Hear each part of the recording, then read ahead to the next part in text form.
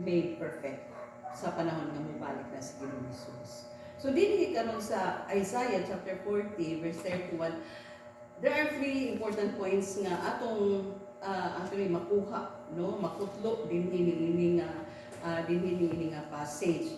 And also aside sa naay tulo ka importante kay nga points nga atong kutloon diri, naa ko'y makutlo nato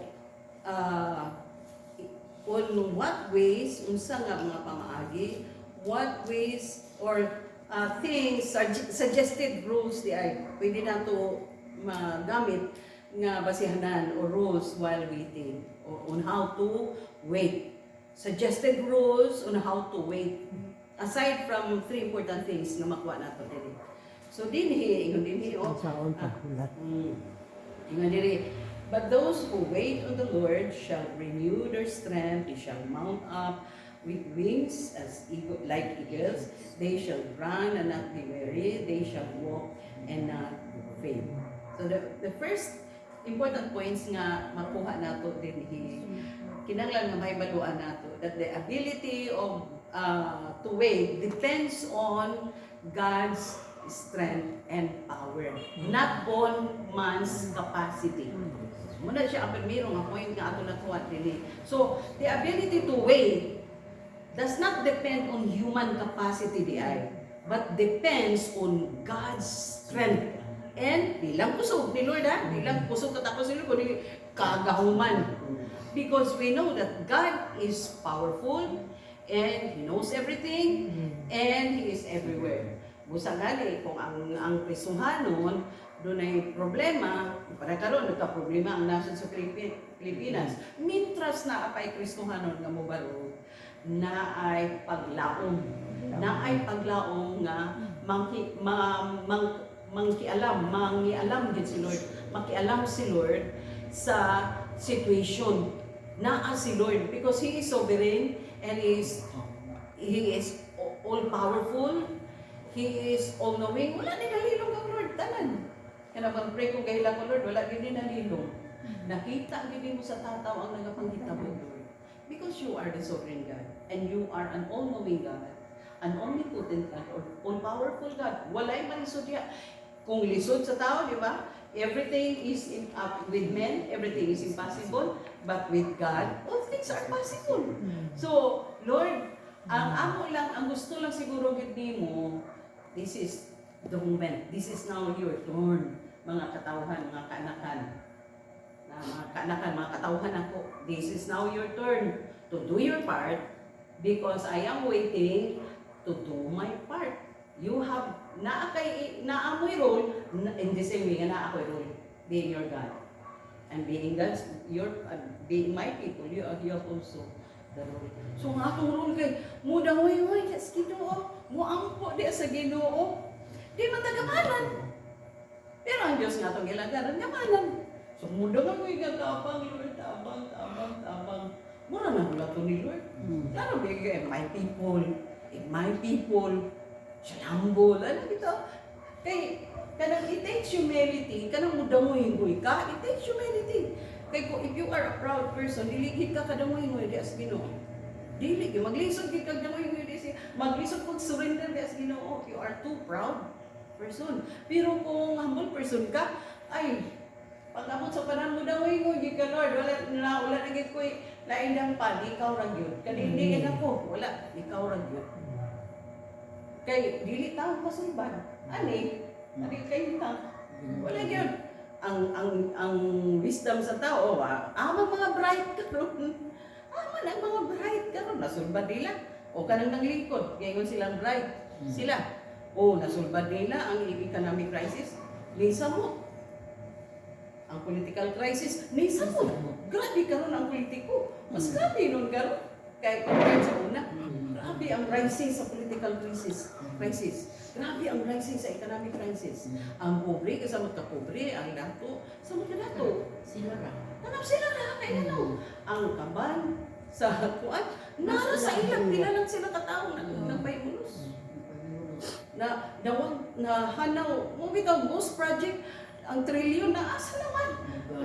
Flood kuan Flood control wala. nawala naman Una din nila calamity grabe tanang halos tanan dapat ka suffer sa calamity pero asa man ang kuan sa flood control di mo nang ghost project lagi wala yun so right sila pero anto dili mo intervene sila dili mo sila so naa sa atong kamot karon naa sa kamot sa mga Kristiyano kaya pag gulo ng mga Kristiyano that's the time that the Lord God's power will descend from heaven and do the work the mighty intervention gawulag lang si Lord anak mo gani nga dapat ang mga Kristiyano kanami daw dako kaayo og role para sa Old Testament dako kay role usa lang ka propeta pag mo intercede na diya sa Ginoo ang mamuhat lagi si Lord sa nasod sa Israel sa iyang mga katawhan kung naalay Moses naalay Abraham mga inana ba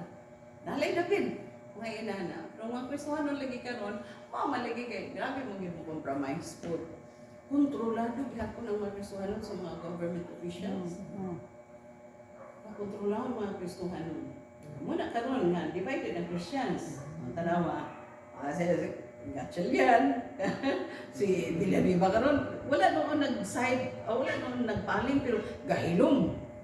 Gahilom sikat kay tano ra gid karon ang gasultig yun sa kuan. Ay kinahanglan na ay boses yun si ang Panginoon. Kinahanglan na ay voice yun ang Ginoo. Dili pwede nga wala musulti. Ay muna gaingnon ni Pastor Sam sa iwali sa una balik ina ang dautan mudagsa kay ang buhaton sa mga matarong maghilom walay buhaton o walay buhaton for even to proliferate all the good all the righteous keep silent and do nothing walay moon maghilom ra luklok ra o karon so kinahanglan mo himo og lakang ang mga Kristohanon dili magpahilom lang do something. Dili kay do nothing. Ani na lang tayo. Pirapil kay madamay ta din na. Unsa man pag-intervene ni Lord kung dili mo lihok ka man. So, kinahanglan magkayusa sa mga pag-ampo. Do something. Not doing nothing. Dahil, tingom. Kaya kung maghilom lang, daghang wala nabutahan sa kamatuoran. So tingog kay ano kaning nangabutahan sa kamatuoran, may malo sila. Kasi kay tano, the truth will always set us free. Ano siya, ang kamatuoran, kinahanglan may baluan ang kamatuoran. May baluan sa tanan ang kamatuoran. Ang tanan makahibalo what is the truth. Ano siya. Kay, dili tanan ang mahibalo sa tinuod, sa totoo. Ano siya. So, kailangan malalaman sa lahat ang totoo. Ano siya. Because the truth shall set us free. Dahil diha mamuhat ang Lord. Ano siya. So, grabe no, gahulat ta. So, maura gid niya siya. The ability kung gahulat tas, so no choice na kita. Kung ang kalibutan nag-anam nagka-worse, nag-anam nagkadautan, wala na kita laing mahimo ani, magulat na lang kita sa pagbalik ni Ginoong Hesus aron hingpit na ang atong kaluwasan.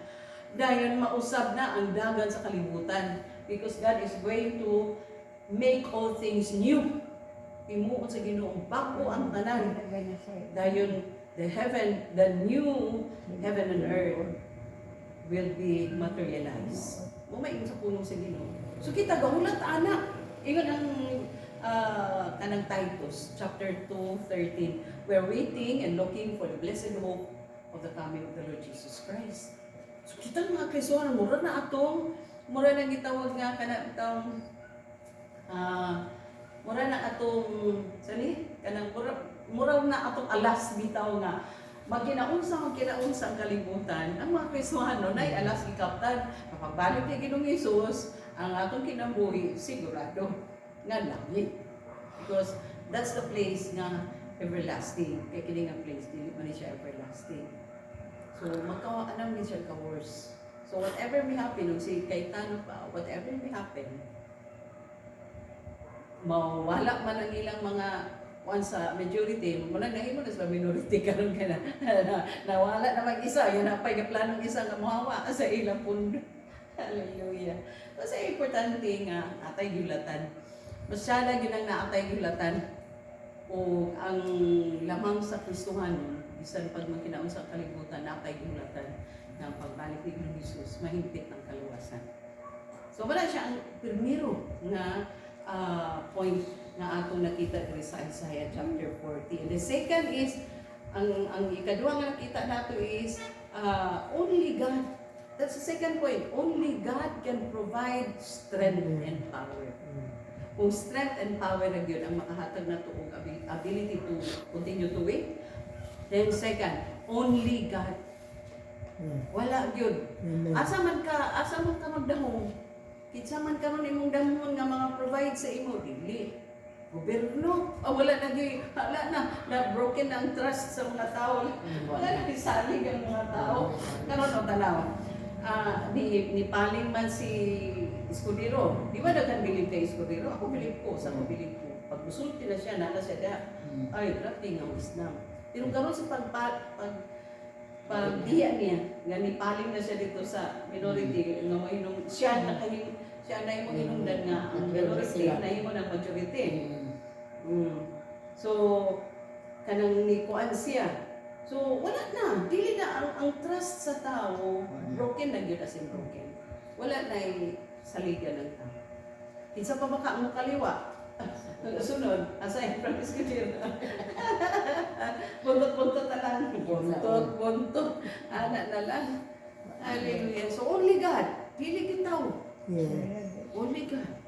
Unstable ang kayo lang sa kalibutan. So asa man mo ipot ang imong trust para makakuha kang usog, kagahuman, katapos makapadayon ka. Only God can provide the strength and power so that we can continue to wait until the coming of the Lord Jesus Christ. Ikamulat matas pagbalik ni Jesus. Dahil ang ikatulo is waiting, is praying, asking, knocking, and seeking. Waiting is praying, asking, knocking, and seeking. Kay kung tinuod ng gahula, we have to maintain praying, asking, knocking, and seeking. Wala ingon sa Matthew chapter 7 bitaw. Ask, and it shall be given. So may gusto niyo pangayon ni Lord, strength, power. Kala ko tayo, tawag ko na taliwala sa mga kalis namin. Then God will give you. Yato na sila. Yato na ni Lord. God is faithful ba yan? Dayon. Waiting is praying, asking, knocking, and seeking. And naapoy makita nato din nga 5 suggested rules on how to wait. Ini makita niya ko nato din. First is makita nato din but those who wait on the Lord shall renew their strength, they shall mount up with wings like eagles. Naa sa Psalm 29. Psalm 29. Ano na kung sa isulti kung sakto ba ko? 27:14 di ay wait on the Lord, be of good courage, and He shall strengthen your heart. Yung diri, wait, I say on the Lord. Pero na to, wait on the Lord, be of good courage, and He shall strengthen your heart. Wait, I say on the Lord. So suggested rules for us to continue to wait. So sa diri makita na to diri. First is we have to wait patiently. Dili sa magulat. Dili sa magulat. Di ba kung ikaw tao ka nga mamukay ka kanang pasensya, kanang stubborn ka, muhimo kag human effort. Di ka data na rawat. Ask and it shall be given. Nangayon naman ka. Then rest assured nga. Kay nangayon na ka, ulat na lang diha. Kay ang tendency sa tayo na magulat. Uy, kadugay ba? Labi na kay affected ang mga tao karon sa situation bitaw tungod sa kada bitaw mga tanan na lang quick. Pagkaon quick, luto quick, laba quick, puro na quick, instant na tanan kay tungod sa kanang gadgets. Diba? Kaya bisan sa cellphone nato pag on bitaw ni dugay kay mo on ba? Masakutol pa kadugay. Computer nato i-on nato kadugay pa ani ga. Kadugay. Usay maulog ta, palo mo na lang pud balik. Nag-unanok na no na gyud samot tanong ka na lang. So we have to wait patiently. Kay klaro kaayo ang Bible gaingon nga katulang yung they that wait. So katulang yung naghulat. Muray balikan na gani ng Jesus. Kato wala naghulat. Wala. Di yun na balikan ni ng Jesus. Ang iya balikan, kato na naghulat. Tanaw bitaw ang parable of 10 virgins. Ang naglahot ay ugulat, 5 naman yun. Usang itawan sila nga mga wise. Diba? Ang 5 kay, ang another 5 kay gitawag nga foolish. Diba? Kay wala nila hutay ugulat. So kung magulat dahil tao, wait patiently. Second, wait productively. Murag 5 piece niya madumduman ako sa Inday. 3 piece na pastora, 4 piece. Kanang gapang linya karon kay iba sa ilang mga 4 piece. Pero kini 5, no, 5 ang atong panon. Umana siya. Una, patiently. Next is productively. Para di kalaayan magulat, you need to be productive. Kanang at the same time, nakakay kuri-kuri, nakakay gihimo. Well, gawat ka, kadugay ba to? Pero naisip ko kung sabay mong kuri-kuri din ha. Wala ka gilaayi while waiting. Kay productive ang imong oras, imong minuto, imong adlaw, imong panahon. Inaana dapat kita kung magulat ta. Dapat ingon anak yun, no? Dayon ang para di talayan. Then ang ikatulo, we have to wait prayerfully. No? Wait prayerfully. No? Yes. Prayerfully. Prayer. Mainam po. Sabi siya, no? Prayerfully, mainam po. Tinanglan niyo, mainam po. Punta. Nga, Lord, ikaw rin ang mas labaw na sa'yo.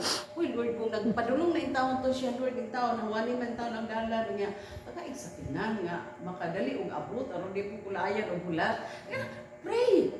Prayerfully. Gahulat man ka, well, gahulat ka.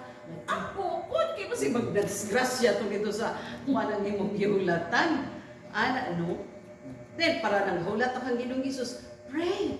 Nga, kay iyon ang Bible nga, dili mo abot si Ginoong Hesus hangtod dili mo spread ang maayong balita, ang good news kay tanan kasuukan sa tibuok kalibutan inin siya.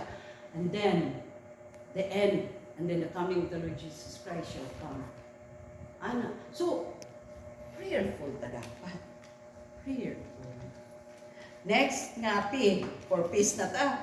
Sakto na ito nga ako, pastora nga, While gahulat, gaampo ka. kana, all commit to the Lord.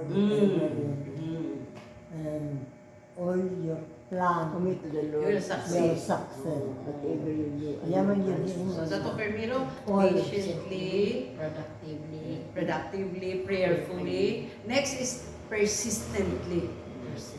Lakay ka pa ngayon sa Ginoo. Pray. Prayerfully and persistently lang. Ayaw na. Sige na lang, Lord, maluoy ka, have mercy. Persistent ka.